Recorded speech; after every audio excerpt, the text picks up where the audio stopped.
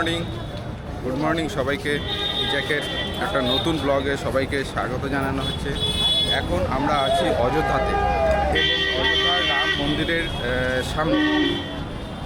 তার entry gate হলো এই যে এটা, এই যে এই পাশে একটা স্তম্ভ বা পিলার, এই পাশে একটা, যার ভিতরে নমস্কার করে বা হাত জোড় করে আছে তার একটা প্রতিমূর্তি আছে। আর এই যে এই প্যাসেজটা দিয়ে এখন আমাদেরকে যেতে হবে। তা বেশি দূর পর্যন্ত আমরা ভিডিও বা ক্যামেরা মোবাইল নিয়ে যেতে দেয় না, তার ফলে যত দূর অবধি যেতে দিবে তত দূর অবধি ভিডিও করা হয়।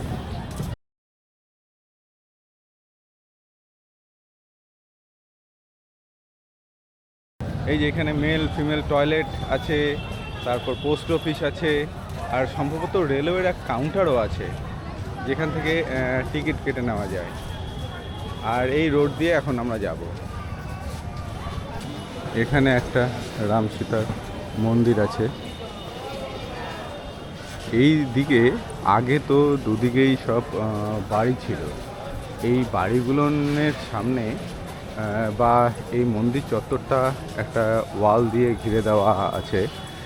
আর মাঝে মাঝে যাদের বাড়ির এন্ট্রান্স এখানে পড়ছে এই রাস্তার উপরে, তাদের বাড়ির সামনটুকু করে ফাঁকা রাখা আছে বাড়ি বা রাস্তায়, আর বাকি অংশগুলো এভাবে সমস্তটা ঢেকে দেওয়া আছে। আর এটা গোটাটা প্যাসেজ, ওই যে দূরে মন্দির দেখা যাচ্ছে, আর সামনের গেট অবধি সম্ভবত ওই যে তাঁবুগুলো দেখা যাচ্ছে, অতটুকুই হয়তো আমরা মোবাইল বা ক্যামেরা নিয়ে যেতে পারবো। এদের রাজত্ব এই পুরো এরিয়াটাতে। এই যে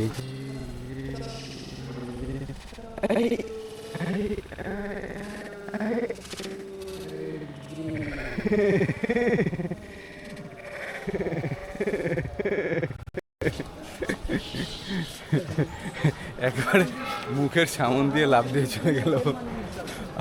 ভয় পেয়ে গেলাম যে উল্টে আবার ক্যামেরাটা নিয়ে দৌড়ায় নাকি। তবে হ্যাঁ, এখানকার বানরদের যেটা বৈশিষ্ট্য দেখলাম যে এরা এখনো পর্যন্ত নজরে আসেনি যে এরা সাধারণ লোককে আক্রমণ করে বা তাদেরকে বিরক্ত করে। এই যে পেছনে আমাদের সিকিউরিটি চেক হয়ে গেল, মানে সিকিউরিটি চেক মানে ব্যাগগুলো খালি চেক করে নিল, আর পার্সনের ওই মোবাইল টোবাইল এখনও অ্যালাউ করলো। এই হলো এর ভেতরের অংশটা। এই যে, আর এখানে সামনে লকার আছে এবং লকারে সমস্ত কিছু রাখতে হবে। ওই যে ওই দিকটাতে সম্ভবত লকার, আর তার আগে পর্যন্ত এই জায়গাগুলোনে সমস্ত কিছু অ্যালাউ আছে। এই সেই মন্দির চত্বর, এখানে এই যে লকার, ওখানে যেতে হবে আমাদের।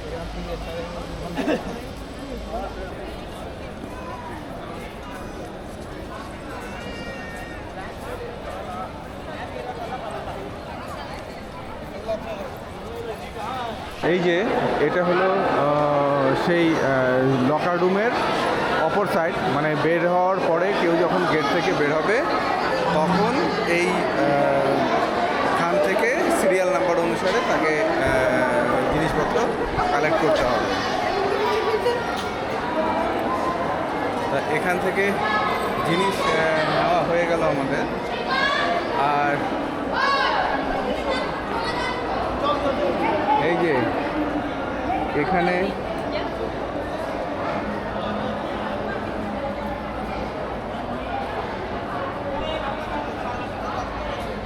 এটা তুলসী দাসের এখানে মূর্তি রয়েছে।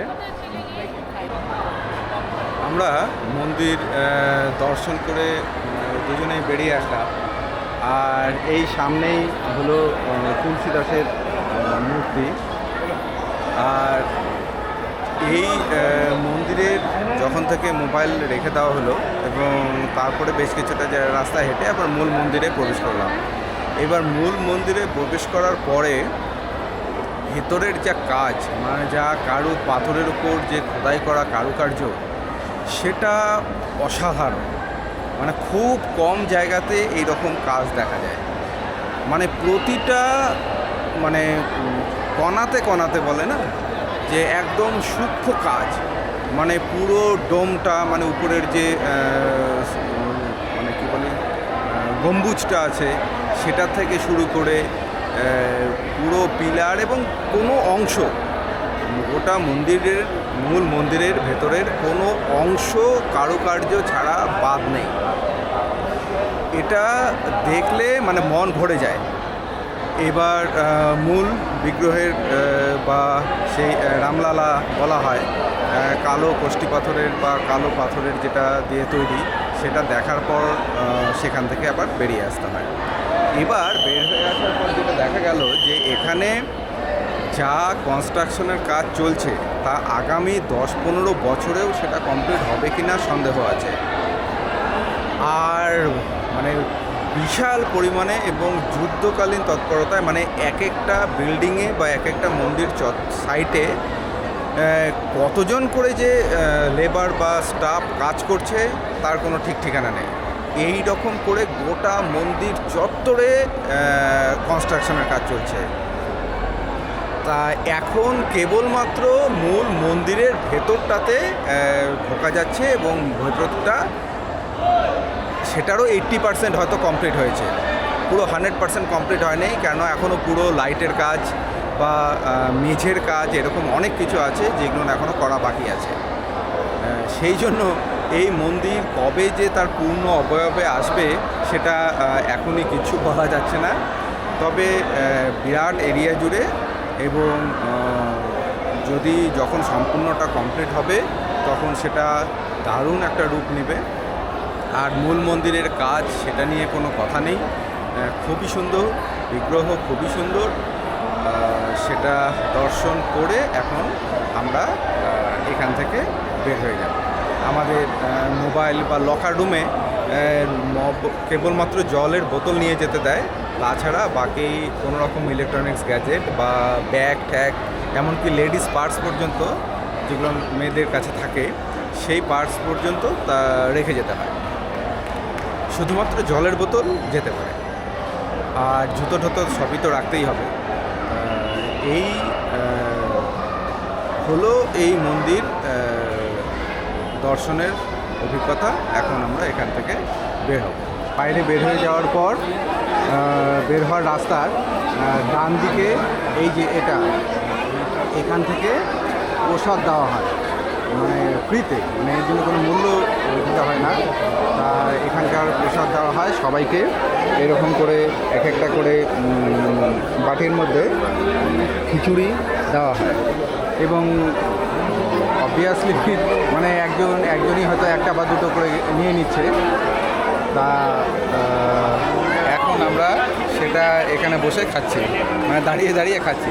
প্রচণ্ড ভিড়, এখানে জলেরও ব্যবস্থা আছে, এখানে হাত ধোয়ার বা মুখ ধোয়ার জন্য জল ফলও আছে। এই যে মাঝে মধ্যে প্রচণ্ড ভিড় পড়ে যাচ্ছে। আমরা এখন হনুমানগড়ি মন্দিরে।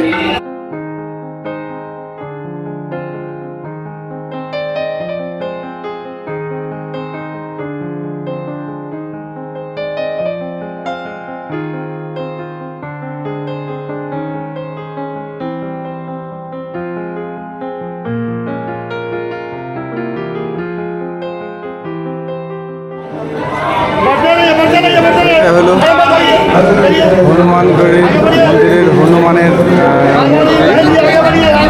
আর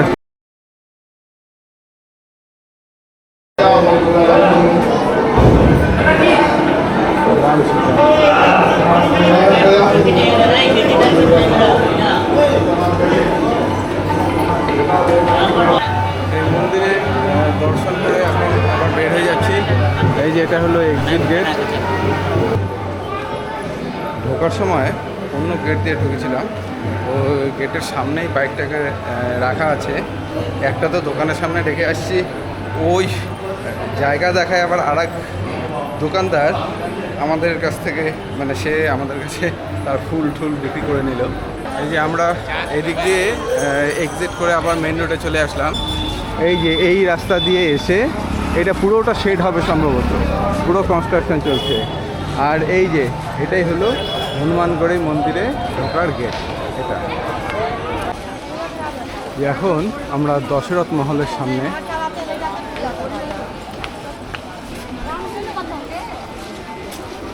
যে এখান থেকে এখন এই দশরথ মহলে ঢুকছি। দশরথ মহল এটা অনেক পুরনো হয়ে গেছে, ভেতরের অনেক অংশ এখন ভেঙে গেছে।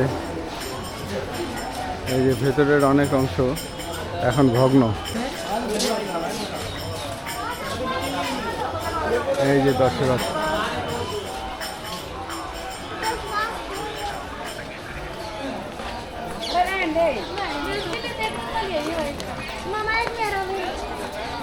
পোপট মানে টিয়া পাখি দিয়ে যে ভাগ্য গণনা, তার এখানে একদম রমরমা অবস্থা। বেশ কিছু দোকান আছে সেই টিয়া পাখির কে দিয়ে যে ভাগ্য গণনা করা হয়। কি কি এই যে খাঁচাগুলান, কি বেগুনি রঙের যে খাঁচাগুলান, অরেঞ্জ কালারের। আমার কোনো ইচ্ছা জায়গা নেই।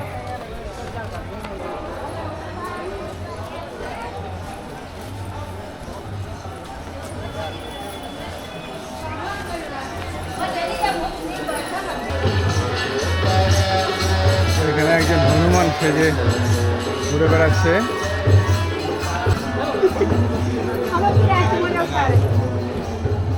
এই যে এটা হলো রাজা দশরথের মহল।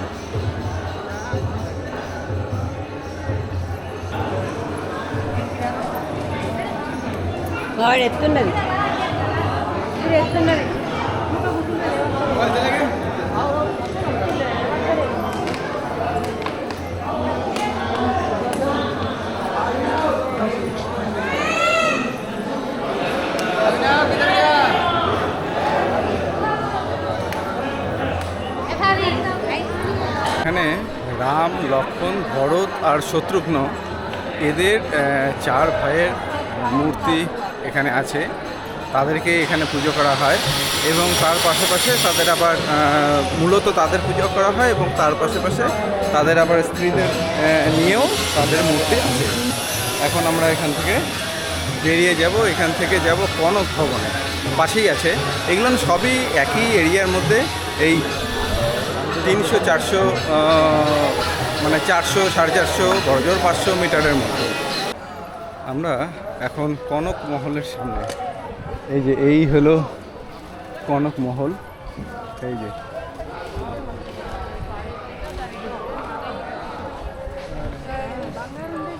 আর এই পুরো চত্বরটা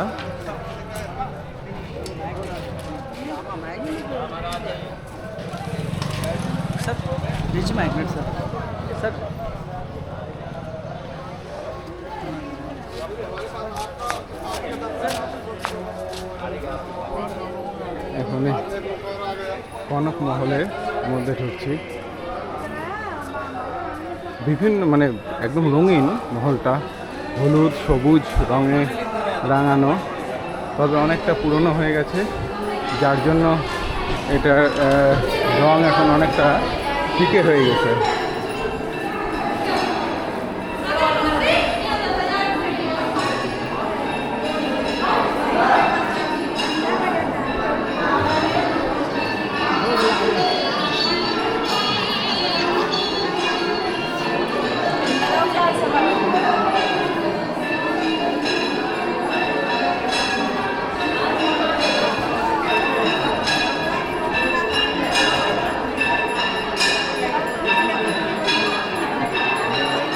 এই যে কনক মহল, এটার গল্পটা কি?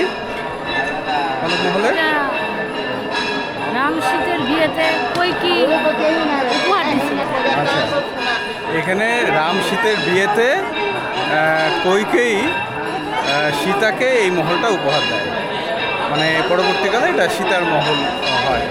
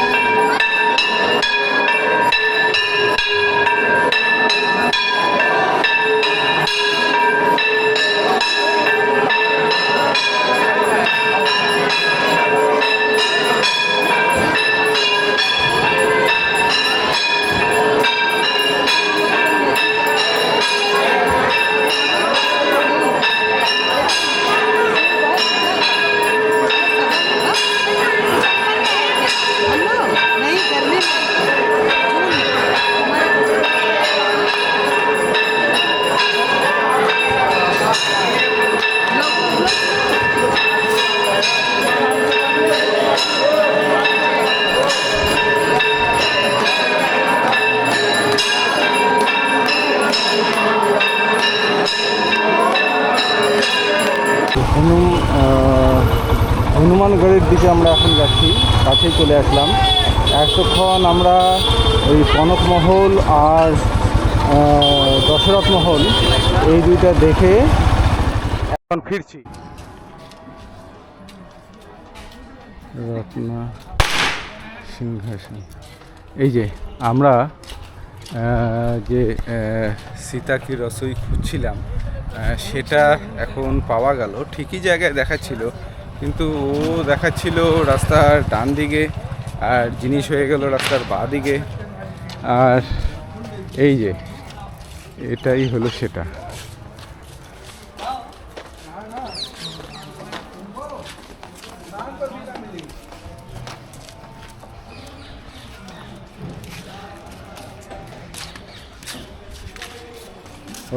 ওইখানে যেতে লাগবে। नहीं खोला गया, आप चलोगे तो पर्दा खुलेगा।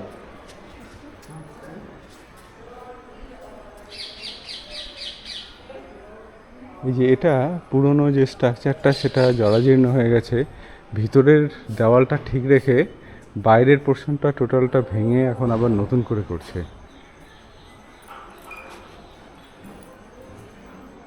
এটা শুধু এই ভেতরের যে দেওয়ালগুলো দেখা যাচ্ছে সেই ভেতরের দেওয়ালগুলোই শুধু আছে, আর এর বাইরের যে অংশগুলো সেগুলোকে যেমন এই দিকটা এইগুলো ভেঙে ফেলে এখানে আবার মনে হয় নতুন করে কোনো কনস্ট্রাকশন করবে। আর এই যে এখানে একটা মন্দির রয়েছে, মানে বিগ্রহ। হ্যাঁ, এই যে এটা তার পাশেই আর একটা মন্দির। এগুলো আমার মনে হয় সবই ব্যক্তিগত, বা এখানে তো অনেক ধর্মগুরু বা অনেক ব্যক্তি আছেন, মহান ব্যক্তিরা, তাদের এটা নিজস্ব ব্যাপার, মানে তাদের প্রতিষ্ঠান বা তাদের ব্যাপার এগুলো। সেই জন্য এরকম করে তাদের যে বাড়িগুলো আছে বা তাদের নির্দিষ্ট কিছু জায়গা, সেইখানে তারা এরকম মন্দির হয়তো করেন, এটা আমার ধারণা। হ্যাঁ, করে সেখানে মন্দির বিগ্রহ প্রতিষ্ঠা করেন। এই যে এখানে রাম, সীতা এবং লক্ষ্মণের বিগ্রহ রয়েছে। এই মন্দির থেকে এখন বেরিয়ে যাচ্ছি। এখানে যেটা দেখলাম যে এনারা ওই যে যেটা বললাম যে ধর্মগুরুদের এক একজনের এক একটা প্রতিষ্ঠান এগুলো, এবং তারা সেখানে এই রাম, লক্ষ্মণ, সীতা এদেরকে নিয়ে একটা গল্প, মানে একটা ঘটনার উল্লেখ করে তারা তাদের এই মন্দির বা এই প্রতিষ্ঠানের জন্য কিছু সাহায্য দাবি করে। এরকমই এখানে ব্যাপারগুলো। সেই জন্য এই জায়গাগুলো মানে যেহেতু ব্যক্তিগত প্রতিষ্ঠানের, সেই জন্য এরকম কিছু ব্যাপার আছে। অনেকে চাইলে এগুলোকে অ্যাভয়েডও করতে পারে। এখন দেখি নেক্সট কোথায় যাচ্ছি। এই যে এখন আমরা আছি এই যে সরকারি তুলসী বাগানে। এটা ভারতের বেশ কিছু মানে প্রধান প্রধান ভাষার দিয়ে এই বোর্ডটা লেখা আছে। সেই তুলসী বলতে এটা তুলসী দাস যে আছেন, যিনি রামচরিতমানস লিখেছিলেন, তিনি এখানকারই, এবং তার স্মৃতিতেই এই বাগানটা তৈরি।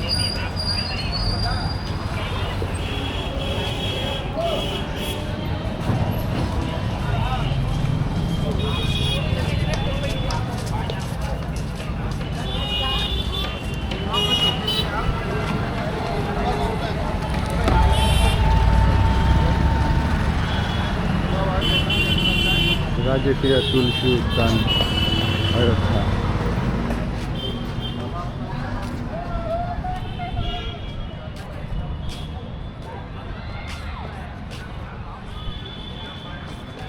ছোট্ট একটা বাগান, মানে পার্কের মতো করা হয়েছে। তার চারদিকে এবং মাঝখানে কিছু বসার জায়গা আছে। আর এখানে তুলসী দাসের একটা মূর্তি রয়েছে।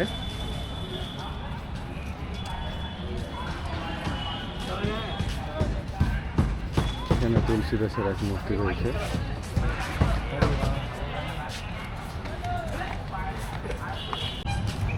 এই যে এখানে পাবলিক যে জিম, ওপেন জিম, সেই জিম আছে। এই জিম যে আমাদের ওখানে কেন এখনও পর্যন্ত হচ্ছে না সেটাই অবাক হওয়ার মতো। এবং এটা এত কম খরচে এবং এত সুন্দর কতগুলো পদ্ধতি।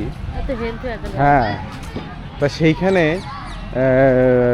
আমাদের যে লোকাল অথরিটিরা আছে, সেটা মিউনিসিপ্যালিটি হোক, গ্রাম পঞ্চায়েতে হোক, যেটাই হোক, তারা যে কেন এরকম করে বসায় না, এটা আমি অন্যান্য স্টেটে এগুলো দেখি এবং আমাদের স্টেটে দেখেছি বলে মনে হয় না, তবে আছে নিশ্চয়ই। কিন্তু আমাদের যে জায়গাগুলো নেই, এরিয়াগুলো নেই, সেইগুলো নেই, এগুলো এখনও নেই। তা যাই হোক, এই হলো তুলসী উদ্যান। আর এখান থেকে এখন আমরা বেরিয়ে যাব। এখন আমরা আবার সেই যে চক বা সেই যে হাইওয়ে, সেখানে আবার চলে আসলাম। এখান থেকে আমাদের ডান দিকে দেখতে হবে। এখানেই যে সরযূ ঘাট বা যে দুদিকেই যে সেই ঘাটগুলো গেল দুদিকেই, এই দিক দিয়ে চলে যেতে পারতাম রে।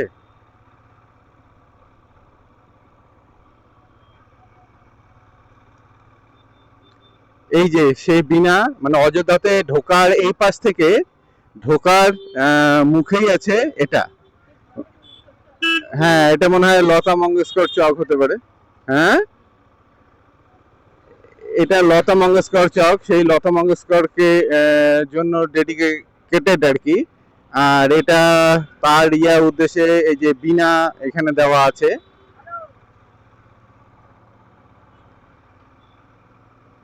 আর এই রোডটা দিয়েই গতকাল রাত্রিবেলায় আমরা গিয়েছিলাম। আজকে আবার যাচ্ছি এই রোডটা দিয়ে। এইটাই হলো মেইন রোড। এখানেই রয়েছে অযোধ্যাতে ঢোকার যে গেট, সেই ঢোকার গেটও এখানে সামনেই আছে। আর এই লাইটগুলো সব রাত্রিবেলায় জ্বলে যায়, তার ফলে একটা দারুণ এই রাস্তাটা একটা দারুণ রূপ নেয়। আর এই যে রাস্তার পাশ দিয়ে রামায়ণ, এখানে যেমন হনুমানের সংক্রান্ত মানে হনুমানের জীবনী নিয়ে তার বিভিন্ন ধাপগুলো এখানে মানে ছবির আকারে বা মানে ছবির আকারে মানে ফুটিয়ে তোলা আছে। কালকে তো রাত্রিবেলায় গেছি, আর আজকে এই দিনের বেলাতেই যাই।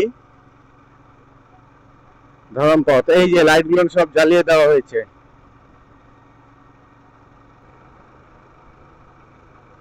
আর সামনেই রয়েছে গেট। ওই ঠিক গেটের ওখান থেকেই আমরা ডান দিকে ইউটার্ন নেব।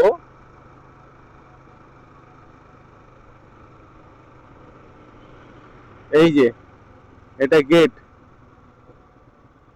ঢোকার।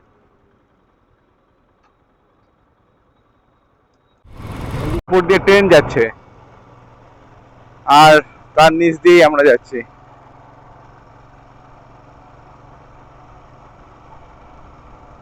যে আমরা এখন যে ঘাটগুলো আছে অযোধ্যার একদম চকের মধ্যে এসে পৌঁছে গেলাম। এখানে রয়েছে লতা মঙ্গেশকর চক। তার স্মৃতির উদ্দেশ্যেই এইখানে এই বিনাটাকে প্রতিষ্ঠা করা হয়েছে। এই যে এখানে হনুমানজি তার মানে বাহুর মধ্যে বা হাতের মধ্যে রামচন্দ্রকে নিয়ে সেখানে একটা চক্কর কেটে তারপর এখন আমরা এখান থেকে বেরোচ্ছি। এখন আমরা নাগেশ্বরনাথ টেম্পলের দিকে যাচ্ছি। নাগেশ্বরনাথ টেম্পল এখান থেকে অল্প 400 মিটারের মতো হবে। আর এই হলো তোমার ঘাট। এই ঘাটেই যে কালকে সন্ধ্যার সময় এসেছিলাম, আর আজকেও একটু পরে এই ঘাটের মধ্যে এসেই বসবো। এই সন্ধ্যা আরতি যেটা হবে সেটা দেখব, সেই জন্য তাড়াতাড়ি এটা করতে হবে। আর এই সামনেই আছে নাগেশ্বরনাথ টেম্পল। এই ঘাট আর হলো এই যে বিল্ডিং, এর মাঝখানে একদম চাপা ছোট্ট একটু রাস্তা। সেই রাস্তাটা দিয়েই এখন চলছি। এই চলেই আসছে আর অল্প একটু। এই যে মন্দির চত্বরে এরকম করে ফুলের ডালা সাজিয়ে সব ফুল বিক্রি করতে।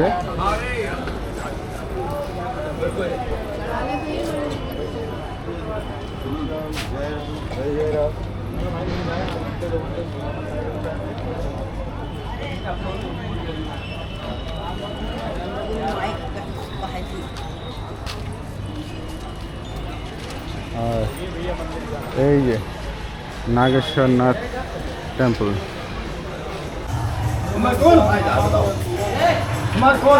এই যে এটা নাগেশ্বরনাথ টেম্পল।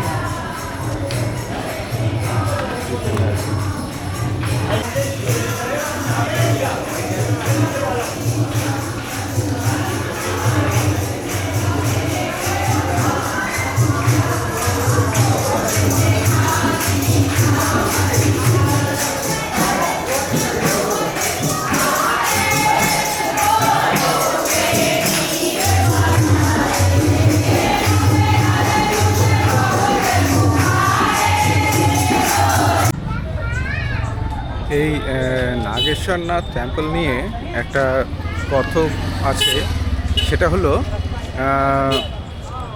কুশ এই সরজু নদীতে স্নান করতে নামে এবং সেখানে তার হাতের কঙ্কন বা বালা সেটা হারিয়ে যায় এবং সেটা খুঁজে দেয় এক মৎস্যকন্যা।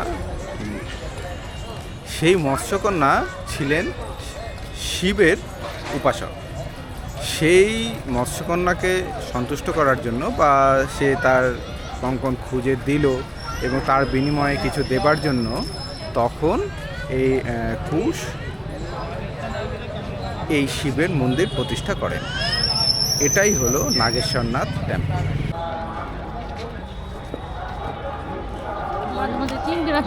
হ্যাঁ হ্যাঁ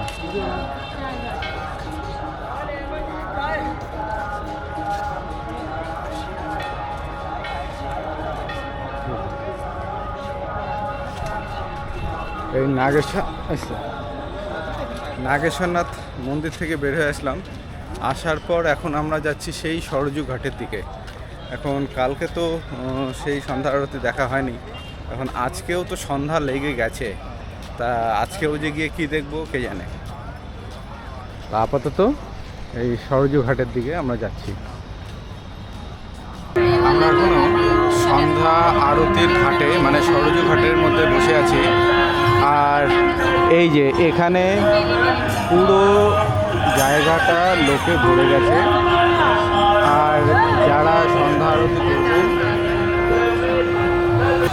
সন্ধ্যা আরতি করবেন তারা আস্তে আস্তে রেডি হচ্ছেন। প্রথমে নদীতে গিয়ে তারা সেই জল ছিটিয়ে নিজেদেরকে শুদ্ধ করে নিলেন। এখন মোটামুটি তাদের যে জায়গাটা সেটা রেডি হয়ে গেছে, এখন তারা সেটার সূচনা করছে। এই যে ইনি সম্ভবত প্রধান পুরোহিত, ইনি মানে এই অনুষ্ঠানের ইনি সমস্ত স্থানগুলো পবিত্র করলেন এবং এখন ইনি এখানে এসে তার কাজকর্ম করলেন।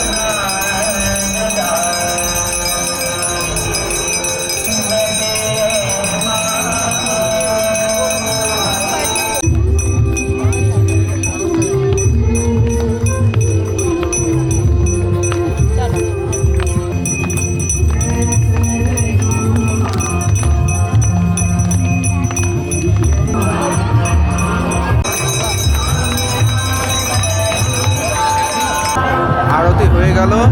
এখন আরতির শেষে এখানে সবাইকে সেই মানে প্রদীপের সেই ইয়া দিচ্ছে, তারপর শান্তি জল ছেটাচ্ছে, ফুল টুল দিচ্ছে, আর সবাই এখন অস্থির হয়ে আবার সেদিকে সব দৌড়াদৌড়ি করছে। তবে এটা একটা বেশ ভালো অভিজ্ঞতা হলো, সুন্দর একটা জিনিস দেখলাম। এর আগে এত মানে মার্জিতভাবে দেখা হয়, এর আগে বেশ কয়েকটা জায়গায় দেখেছি, কিন্তু সেটা এতটা গোছানো না। এখানে যত সুন্দর করে তারা একইভাবে 5 জন করলেন, তারা 5 জন আরতি করলেন এবং 5 জনের একইভাবে তাদের মুভমেন্টগুলো এবং তাদের যে এক একটা প্রদীপের যে নিয়ে আসছিল যারা, তারাও কত সুন্দর সিস্টেমেটিকভাবে ঠিক ধাপে ধাপে একের পর এক তারা সমস্ত কিছু নিয়ে আসলো এবং তারাও সেই সুশৃঙ্খলভাবে সেগুলো কিন্তু নিয়ে আসলো। তা এটা খুব ডিসিপ্লিন, খুব কম সময়ের, এই 15-20 মিনিটের না 20 মিনিটের বেশি হবে একটা প্রোগ্রাম, এবং সেটা দেখে কিন্তু খুব ভালো লাগে।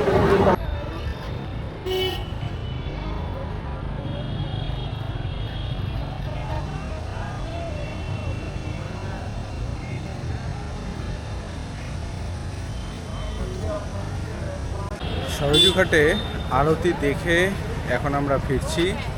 আজকে এই সন্ধ্যায় আমরা এখানে আছি, আর এরপরে আমরা খাওয়া দাওয়া করে একবারে হোটেলে চলে যাব, আর কালকে সকালবেলায় আমরা এখান থেকে বেরিয়ে যাব। তা সেটা কোথায় যাব সেটা কালকেই আমরা জানতে পারবো। আর আজকে এই সন্ধ্যাটা বেশ সুন্দর কাটলো এই সরজুর ঘাটে সন্ধ্যা আরতি দেখে। আজকের এই ব্লগ এখানেই শেষ করছি, দেখা হবে নেক্সট ব্লগে, ততক্ষণের জন্য টাটা।